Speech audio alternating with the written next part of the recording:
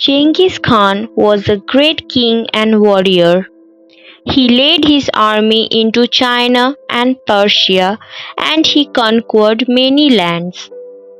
In every country, men told about his daring deeds, and they said that since Alexander the Great, there had been no king like him. One morning, when he was home from the wars, he rode out into the woods to have a day's sports. Many of the friends were with him. They rode out, carrying their bows and arrows.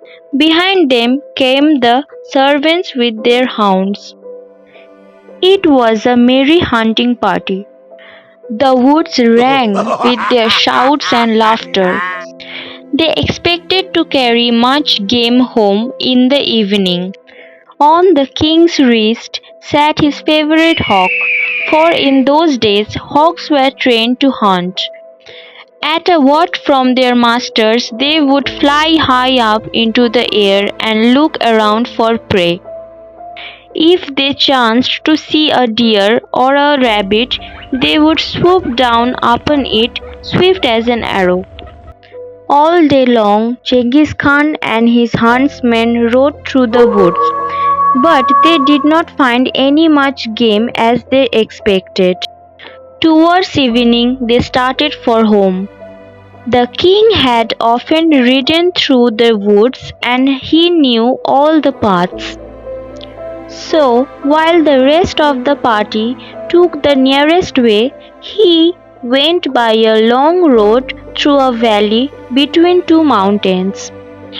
The day had been warm and the king was very thirsty. His pet hawk had left his wrist and flown away. It would be sure to find its way home. The king rode slowly along. He had once seen a spring of clear water near this pathway.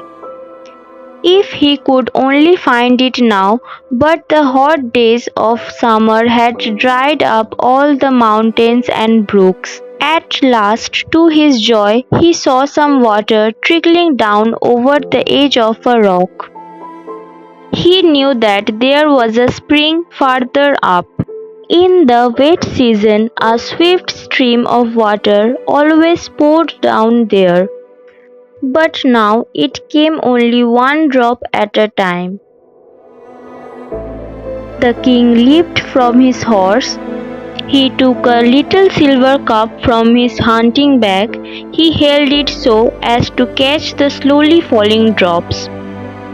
It took a long time to fill the cup, and the king was so thirsty that he could hardly wait. At last, it was nearly full. He put the cup to his lips and was about to drink. All at once there was a whirling sound in the air, and the cup was knocked from his hands. The water was all spilled upon the ground. The king looked up to see who had done this thing. It was his pet hawk.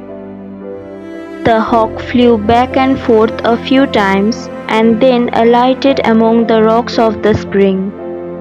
The king picked up the cup and again held it to catch the trickling drops. This time he did not wait so long.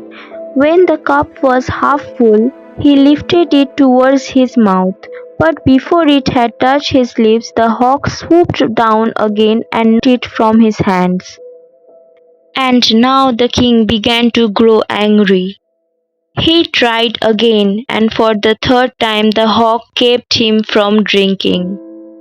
The king was now very angry indeed. "How do you dare to act so?" he cried. "If I had you in my hands, I would wring your neck."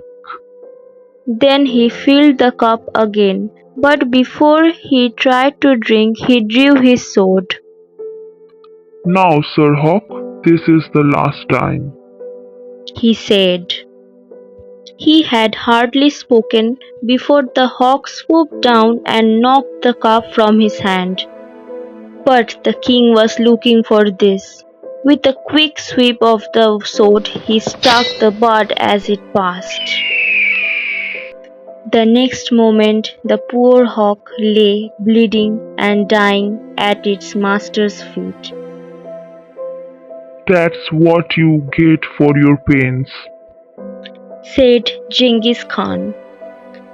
But when he looked for his cup, he found that it had fallen between two rocks where he could not reach. "At any rate, I will have a drink from that spring," he said to himself. With that, he began to climb the steep bank to the place from which the water trickled. It was hard work, and the higher he climbs, the thirstier he became. At last he reached the place.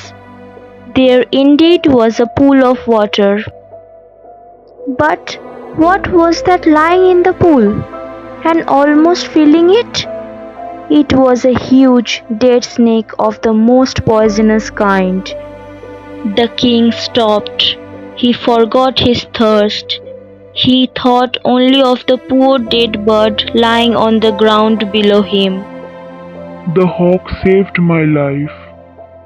he cried. "And how did I repay him? He was my best friend, and I have killed him."